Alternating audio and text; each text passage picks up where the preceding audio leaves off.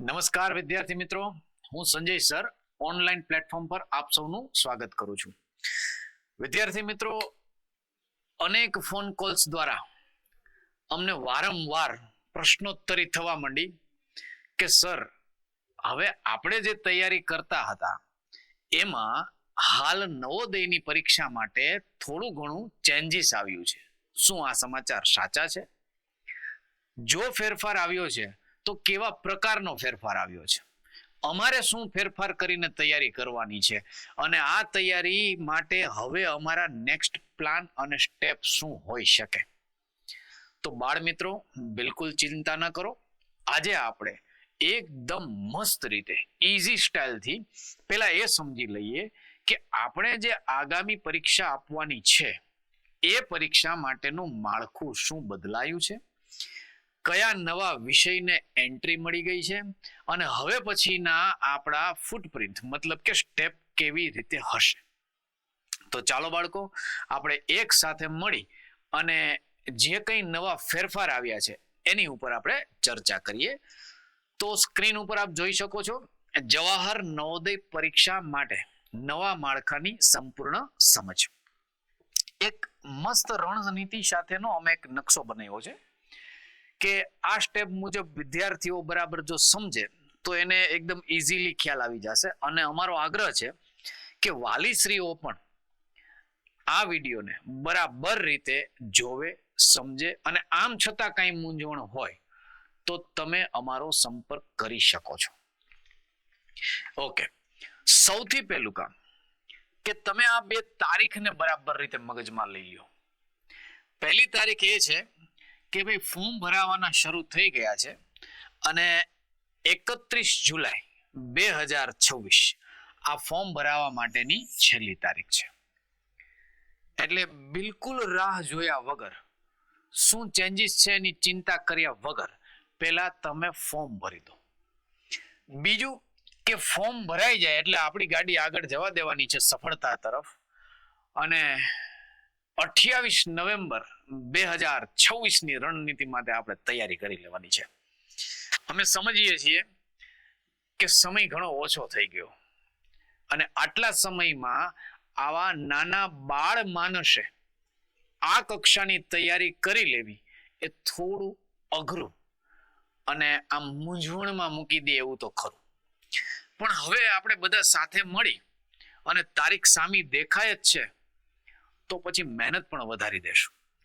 એટલે હવે એ વાત ઉપર ચર્ચા કરીને કોઈ ફાયદો નથી કે શું થશે, પહોંચાશે કે નહીં. તો એ તો બધાને પરીક્ષા દેવાની છે અને બધાએ પહોંચવાનું છે. તો તમે શું કામ ચિંતા કરો છો ભાઈ? સાથે મહેનત કરશું અને પહોંચશું.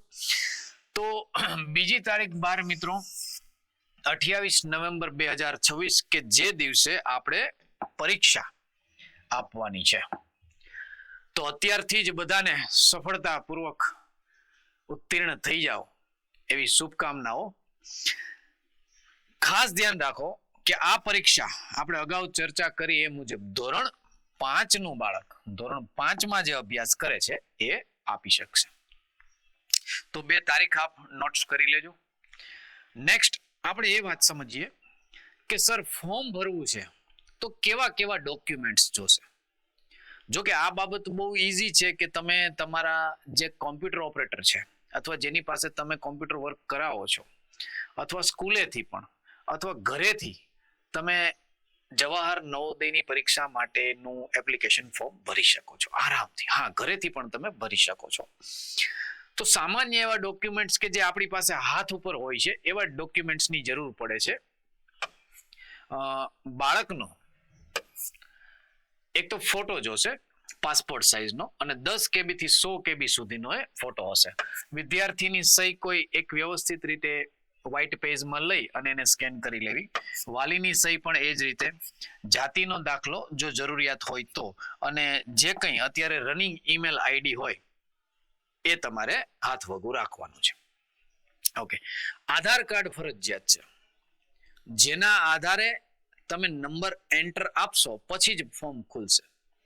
તો આ પ્રક્રિયા તમને મૂંઝવણમાં મૂકે એવી કોઈ છે નહીં.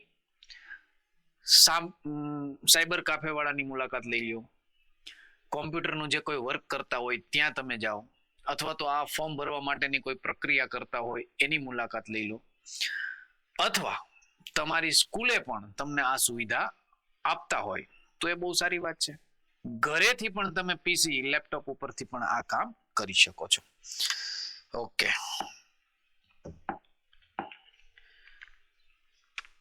આની આપણે મૂળ વાત કરવાની હતી. જો આજની જે આપણી મુલાકાત છે ને એ આના માટે છે. આમ સ્ટ્રક્ચર જોઈને સમજાઈ જાય એવું છે કે સાહેબ જૂનું માળખું, અને આપણે જ વિડીયો મૂકેલો છે, ફર્સ્ટ વિડીયો આપણે જ તમને આપેલો છે કે કઈ રીતે પરીક્ષાનું આખું માળખું હોય છે.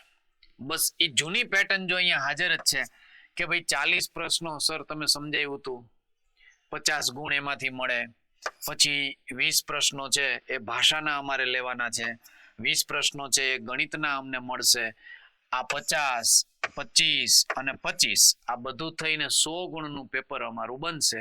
આવી આપણી જૂની મેથડની પદ્ધતિ હતી. હવે જે નવો કોર્સ ચેન્જ થયો છે એ મુજબ નવું માળખું, બાળકો ફેરફાર એટલે એવો કોઈ ધડખમ ફેરફાર નથી કે જેમાં તમારે પાયારૂપી તૈયારી નવેસરથી કરવી પડે. તમે જે વેકેશનથી કે એપ્લિકેશનના માધ્યમથી કે કોઈ કોચિંગથી તમે તૈયારી કરવા માંડ્યા છો તો એ તૈયારી હવે નિષ્ફળ થઈ ગઈ, એવું કંઈ છે નહીં. ખાલી કન્સેપ્ટ બરાબર તમે સમજી લો. જેમ કે તમને જે માનસિક ક્ષમતા આકૃતિઓ જે 40 પ્રશ્નો બનતા હતા એના સ્થાને હવે 20 પ્રશ્નો પૂછાશે. જો એક પ્રશ્નના 1.25 ગુણ 1.25 એ એઝ યુઝ્યુઅલ છે. તમે જે કંઈ પ્રશ્નો ટીક મારો છો અને એમાં કોઈ પ્રશ્ન છે એનો જવાબ ખોટો પડે છે તો નેગેટિવ માર્કિંગ છે નહીં, એટલે એ પણ ચિંતા નથી. તો આ બધું જૂની પેટર્નથી રાબેતા મુજબ એમનો મત છે. પણ અહીંયા એક વાત મજાની છે કે ભાઈ 40 પ્રશ્નો પૂછાતા તો એની સામે 10 પ્રકરણ આવતા. હવે તમને પ્રશ્નોની સંખ્યા ઘટાડી દીધી છે તો એમ પ્રકરણની સંખ્યા પણ ઘટાડી દીધી છે. તો સમય ઓછો છે માન્યું, પણ તો એમ પ્રકરણ પણ ઘટી ગયા ને, એની પણ આગળ આપણે ચર્ચા કરીએ હમણાં. પણ આકૃતિઓ હવે તમારે 20 આવશે. એ 20 આકૃતિઓ 1.25 ગુણ લેખે 25 ગુણ તમને આપી જશે. એક નવો વિષય કે જે જૂના માળખામાં તમારે ન આવતું, અને નવા માળખામાં હવે આકૃતિના સ્થાને 20 નવા પ્રશ્નો એ પોતાની જગ્યા બનાવી છે. અને વિષય આમ ગમે એવો વિષય છે, કોઈ અટપટો વિષય કે નવો વિષય તૈયાર કરવો પડે એવો નથી. પર્યાવરણ વિષય છે. બાળ મિત્રો, 3જા ધોરણથી તમે મારી આસપાસ પર્યાવરણ જેવો મસ્ત એક વિષય ભણ્યો છે કે જે માનવ શરીર સાથે, પર્વતો સાથે, નદીઓ સાથે, અવનવું જીવ વિજ્ઞાન, રસાયણ વિજ્ઞાન, આવું થોડું ઘણું એમાં શીખવા મળે છે અને કંઈક આમ રસ પડે એવો વિષય છે. તો એ જ વિષયને એણે અહીં લઈ લીધો છે. એન્વાયરમેન્ટલ નામનો આ વિષય છે, પણ અત્યારે એણે એવી ચોખવટ કરી દીધી છે કે આ પર્યાવરણને લગતો વિષય છે. તો 20 પ્રશ્નો હવે ત્યાંથી નીકળશે. બસ હવે એ એક સમજણ તમે બરાબર મેળવી લો કે આ 20 પ્રશ્નો માટે એક પેરેગ્રાફ હશે. સમજો બરાબર, એક પેરેગ્રાફ હશે જેમાંથી તમને 5 MCQ મળશે. જે પેરેગ્રાફ હશે ગુજરાતી ભાષાની જેમ, એમાંથી તમારે એ 5 પ્રશ્નના જવાબ દેવાના છે. હવે પર્યાવરણને લગતો કોઈ પણ એ પેરેગ્રાફ બનાવી શકે છે. જો અહીંયા કોઈ પણ એમ કહેતું હોય ને કે આવું આવશે, આવું આવશે, એ વાત બધી ભૂલી જાઓ. માળખું નવું છે. પેપર દેવા માટે જનારા તમે જ પ્રથમ સ્ટુડન્ટ છો. એટલે પરીક્ષા પદ્ધતિ હવે તમે 28 નવેમ્બરે એક્ઝામ આપશો અને પેપર તમારા હાથમાં આવશે ત્યારે તમને ખ્યાલ આવશે કે ઓકે, આવું પૂછી શકતા હતા. આપણે તૈયારી કરી છે પ્રોપર છે કે નહીં, ત્યારે જ ખ્યાલ આવશે. બીજું કે એના આધારે પછી નેક્સ્ટ યર માટે નવી પદ્ધતિ મુજબ સિલેબસ વધારે ઊંડાણપૂર્વક તૈયાર થાય. અત્યારે આપણે પર્યાવરણને ધ્યાનમાં રાખી આ સરસ મજાના 20 પ્રશ્નો માટે તૈયારી કરવાની છે. તો શક્ય એટલું આની અંદર વધારે ધ્યાન આપીને પ્રશ્નોને ખેંચવાનો પ્રયત્ન કરશું, જેમાં એક તો પેરેગ્રાફ હશે, એમાંથી તમારે 5 પ્રશ્નોના જવાબ આપવાના છે, તો ગુજરાતી ભાષાની જેમ. બાકીના મિત્રો 15 છે ને એ MCQ હશે. હવે એ તમે બુકની પર્યાવરણની આસપાસની લીટીએ લીટી વાંચીને એમાં જે પ્રશ્નોની સમજણ છે, તમારું જે જનરલ નોલેજ સામાન્ય જ્ઞાન છે, એને પણ પ્રિફર કરજો બાળકો.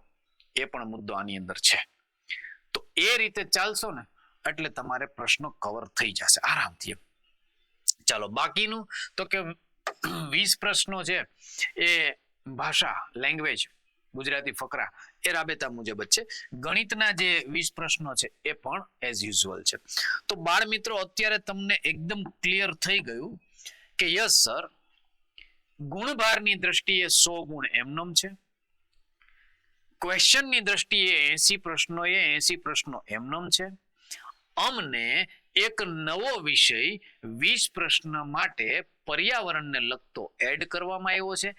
એમ સામે માનસિક ક્ષમતાની આકૃતિઓમાં જે 10 પ્રકરણ હતા એમાંથી 5 પ્રકરણ ઓછા કરી દેવામાં આવ્યા છે. એટલે બેલેન્સ વાળું છે અને 25-25 ગુણના 4 સ્ટેપ બની ગયા છે હાઈ ક્લાસ. તો હવે તમારી માસ્ટરી કેમાં છે, રસનો વિષય કયો છે, એની ઉપર વધારે ફોકસ કરીને બાળકો તમે આમાં બાજી મારી શકો છો. આમાં બધા નવા જ છે એમ સમજી લો. અત્યારે બધા નવા છે, ક્યાંથી કેમ પ્રશ્ન શું બને એ કોઈને કઈ ખબર નથી, પણ તૈયારી કરશો એટલે પરિણામ સારું આવશે. ઓકે, તો આ માળખું બરાબર રીતે આપ યાદ રાખી લેશો. આને પોઝ કરી અને આપ વ્યવસ્થિત રીતે નોટ્સ પણ તૈયાર કરી શકો છો. આગળ હવે જે આપણે આકૃતિની વાત કરતા હતા, તો આકૃતિમાં 10 પ્રકરણ આવતા બાળકો.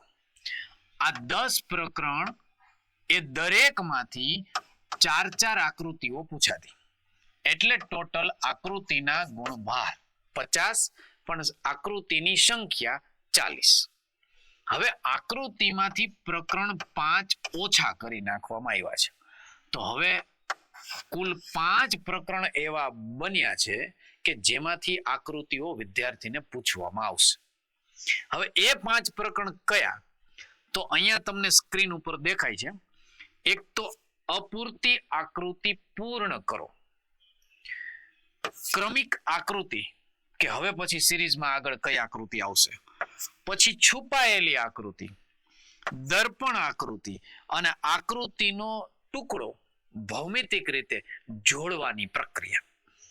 તો આમ એવા પ્રકરણ રાખ્યા છે કે જે તમારી માનસિક ક્ષમતા ખરેખર તપાસી લે.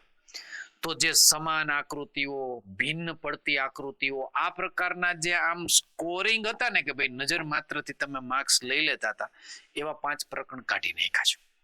પણ ડોન્ટ વરી, આ 5 પ્રકરણ ઉપર આપણે આકૃતિમાં વર્ક કરશું. ઓકે, હવે નવો જે વિષય આવ્યો છે EVS, પર્યાવરણના નામથી આપણે અત્યારે એને ઓળખીએ છીએ. તો એમાં હમણાં જ આપણે ચર્ચા કરી કે સાહેબ એક પેરેગ્રાફ પૂછાશે કે જેમાં નીચે 5 MCQ આપેલા હશે, એટલે પેરેગ્રાફમાંથી તમારે જવાબ દેવાનો છે, લાઈક ગુજરાતી લેંગ્વેજમાં તમે જે કરવાનો છો એ રીતે. ત્યારબાદ 15 ક્વેશ્ચન જે બાકીના વધે છે એ MCQ તમને પૂછાશે, જેના માટે પેપરમાં તમારી પાસે બીજો કોઈ બેઝ નહીં હોય કે ભાઈ આમાંથી જવાબ દેવાના છે. બસ એ નીચે 4 ઓપ્શન આપેલા છે ને એમાંથી તમારે જવાબ દેવાના છે. એટલે ટોટલ 20 પ્રશ્નો અને 25 ગુણ, એ આગળ પણ આપણે જોઈ લીધું. ઓકે, તો EVS ના અભ્યાસક્રમ મુજબ અત્યારે જે સૂચના મળી છે એ સૂચના મુજબ જો આપણે ધ્યાન આપીએ તો તમારે થોડીક આવી તૈયારી કરવાની છે એમ કહી શકાય. જેમ કે કુદરતી દુનિયા, કે જેમાં તમે નદી, પર્વત, જમીન, પાણી, જળચક્ર, કુદરતી આપત્તિઓ, ઘરના પ્રકારો, આવી બધી વિગતો ઉપર વર્ક કરી શકો, પ્રશ્નોત્તરી તૈયાર કરી શકો. આ ઉપરાંત માનવ શરીર, હ્યુમન બોડી, આની ઉપર તો કે શરીરના તંત્રો, વિશિષ્ટ ઇન્દ્રિયો, પોષક તત્વો, સ્વાસ્થ્ય, સફાઈ, તો જુઓ બાળકો, આ બધા જ ટોપિક છે ને એ પર્યાવરણના આસપાસના જે તમારે સ્ટડીમાં ધોરણ 3, 4, 5 ના તમારે બુકને સ્ટડી કરવાની, ડિટેલમાં અભ્યાસ કરજો, લીટીમાંથી પ્રશ્ન કાઢવાનો પ્રયત્ન કરવાનો છે. અને આ ઉપરાંત જનરલ નોલેજ જીકે કે જે તમારા સ્ટડીમાં જે સ્વાધ્યાય પોથીમાં આવે છે એ પ્રકારનું, તો એમાં પણ તમારે એકવાર ધ્યાનપૂર્વક અભ્યાસ કરી લેવાનો. ત્રીજા નંબરનો ટોપિક એને એવું કીધું છે કે સામાજિક અને રોજિંદુ જીવન, જેમ કે ખોરાકની જાળવણી, પ્રદૂષણ, રાજ્ય, રાજધાની, રાષ્ટ્રીય પ્રતીકો, તહેવારો, પાક. તો જો આ બધી બાબતો છે એ એક પ્રકારની જનરલ નોલેજની વિગતો બતાવે છે. પણ ચિંતાનો કોઈ વિષય નથી. થોડી મહેનત કરી અને સમજણપૂર્વક ચાલશું એટલે બધું જ વ્યવસ્થિત તમને આનું નોલેજ મળી જશે. પણ એક નવો જે વિષય આવ્યો છે એને હવે પર્યાવરણ અથવા તો EVS ના નામથી આપણે ઓળખીશું. ઓકે, આની પણ તમે યાદી લઈ લેશો. નેક્સ્ટ, હવે ફકરા કેટલા આવશે ટોટલ? તો આપણે જે વાત કરી એમ કે ગુજરાતી ભાષા જેની અંદર આપણને ખ્યાલ છે કે 4 ફકરા આવે છે. એક પેરેગ્રાફ EVS નો હવે નવો એડ થશે, તો બધા થઈને કુલ 5 પેરેગ્રાફ પૂછાશે. એના ગુણભાર તમારે એક પ્રશ્નનો 1.25 ગુણ લેખે સમજવાનો, એટલે ટોટલ તમારા 25 પ્રશ્નો બનશે. બધાની અંદર 5-5 પ્રશ્નો પૂછે છે, એટલે 20 પ્રશ્નો અહીંયા થઈ ગયા, 5 પ્રશ્નો અહીંયા થઈ ગયા, એટલે ટોટલ 25 પ્રશ્નો તમારે બનશે. રેડી? હવે તમારી એક સ્ટ્રેટેજી શું હોઈ શકે? તો જો ફક્ત ઝડપી વાંચન પૂરતું નથી. તમને એમ હોય કે સમય ઘટી ગયો છે તો ચાલો આજે ને આજે બુકના પત્તા ફેરવી લઈએ. જો બાળકો, એક સિમ્પલ પ્રોસેસ છે કે ભાઈ તમે 5 પેજ વાંચો છો અને સમય ગયા પછી, સાંજે, સવારે, અડધી કલાક પછી, કલાક પછી, એ 5 પેજમાં તમે શું વાંચ્યું છે એ તમને ખ્યાલ નથી, તો એના કરતા બેટર છે કે આરામ કરો. સારી પદ્ધતિ શું છે કે એક જ પેજ વાંચો છો તો એ વાંચ્યું છે એ તમે વાગોળ્યું છે, સમજ્યું છે, તો રિઝલ્ટ મળવા પાત્ર છે. આ જ વસ્તુ ભવિષ્યમાં તમે મોટા થઈને સ્પર્ધાત્મક પરીક્ષા આપશો ને બાળકો, ત્યારે અતિ ઉપયોગી બનશે. તો માત્ર ઝડપી વાંચી લેવાથી રિઝલ્ટ નથી મળવાનું. સમજ સાથેનું વાંચન જરૂરી છે કે જે વાંચ્યું છે એમાંથી પ્રશ્ન બને છે તો શું તમે જવાબ આપી શકો છો, એ મહત્વનું છે. પછી અર્થગ્રહણ પર વધુ ધ્યાન આપો. પ્રશ્ન વાંચો છો, એને સમજો, નથી સમજાતું તો નિષ્ણાંતોની, શિક્ષકોની, વડીલોની મદદ લ્યો કે શું કહેવા માંગે છે. અર્થ સમજો એટલે મગજમાં બેસી જશે. જોડણીના નિયમો બરાબર, રસ્વાઈ દીર્ઘાઈની ભૂલો ન થાય એ બરાબર ધ્યાન રાખો. સમાનાર્થી, વિરુદ્ધાર્થી શબ્દોને સ્પષ્ટ ઉકેલો. પછી ટિપ્સ એક જો ભાઈ, મોટા ભાગના જવાબો ફકરામાં જ છુપાયેલા હશે, પણ વિચારવાની જરૂર પડશે. એ આપણે ગુજરાતી ભાષામાં પણ વિડીયો લેક્ચરના માધ્યમથી સમજી ગયા છીએ કે ભાઈ કેવી રીતે સ્ટડી કરવું. અને જ્યારે તમે સ્ટડી કરતા હોય ત્યારે જ એવા કીવર્ડની નીચે અંડરલાઈન થઈ ગઈ હોય, કારણ કે એવો પાછો ટાઈમ ન હોય કે હાલો પાછો પેરેગ્રાફ વાંચી લઈએ, નો સમજાણું હાલો પાછો વાંચી લઈએ. સમય મર્યાદા છે. 2 કલાકમાં જે કંઈ ખેલ કરવાના છે ને એ ખેલ આપણે કરવાના હોય, અને સામે પાછા 80 પ્રશ્નને ન્યાય આપવાનો છે. એટલે ઇતર પ્રવૃત્તિમાં કે ટાઈમપાસમાં સમય વયો ગયો બાળકો, તો આપણી બધી જ મહેનત નિષ્ફળ નીકળી જાય.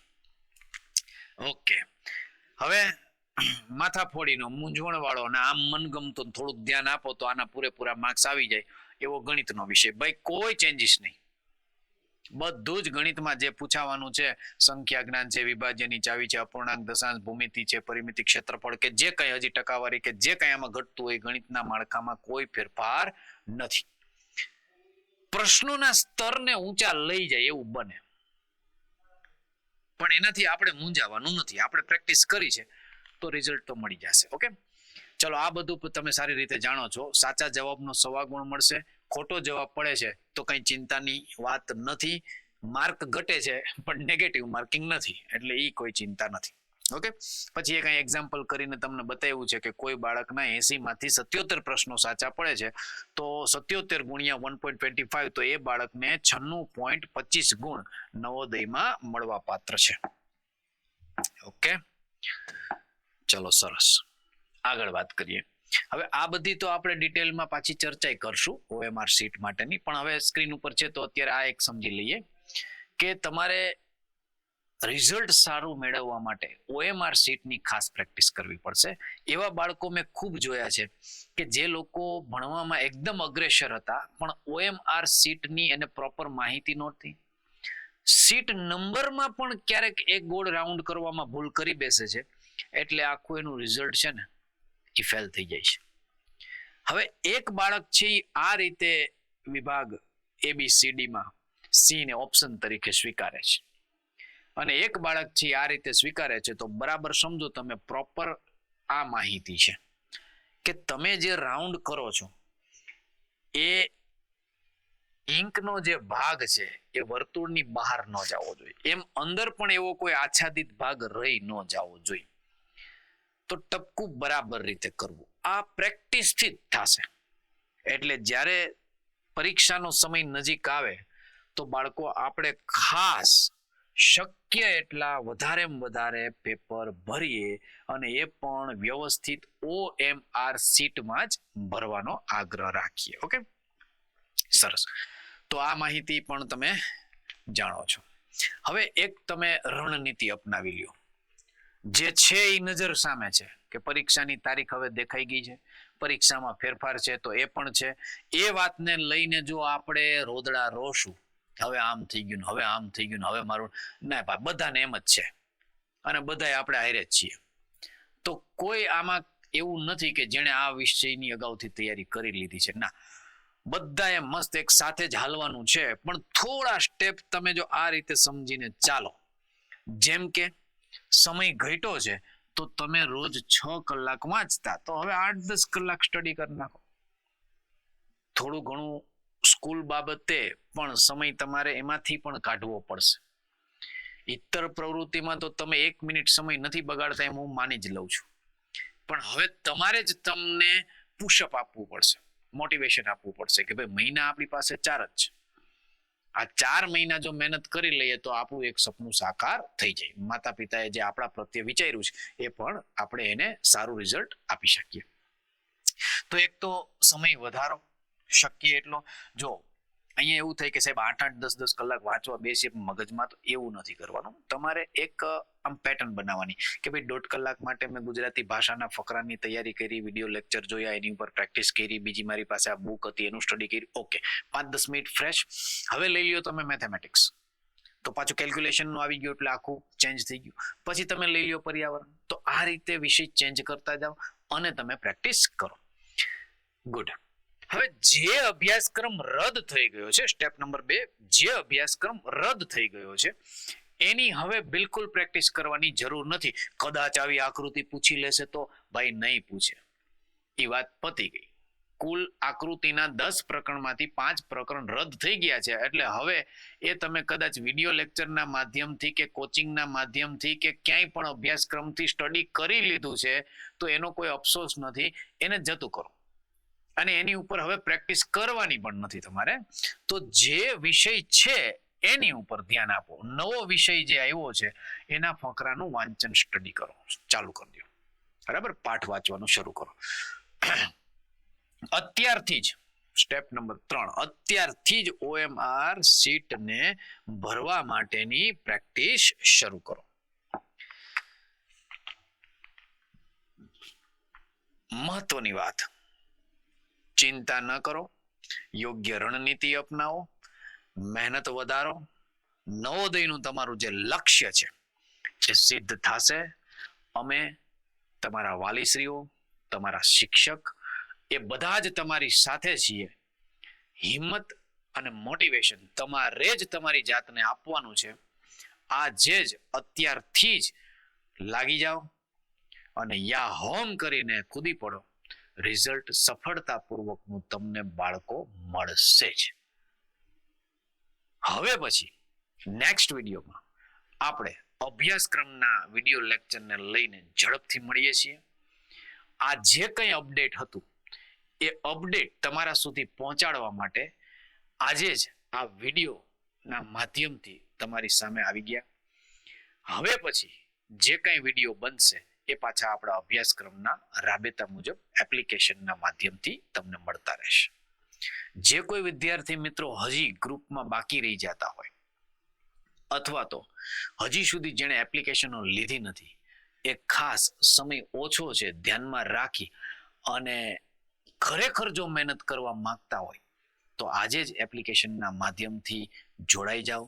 સફળતા મળશે અને આપને 100% ગેરંટી કે ભાઈ તમારા બાળકમાં જે ક્ષમતા હતી એના કરતા ખરેખર ક્ષમતામાં, અભ્યાસમાં વધારો થયો છે એવું તમે સ્વીકારશો.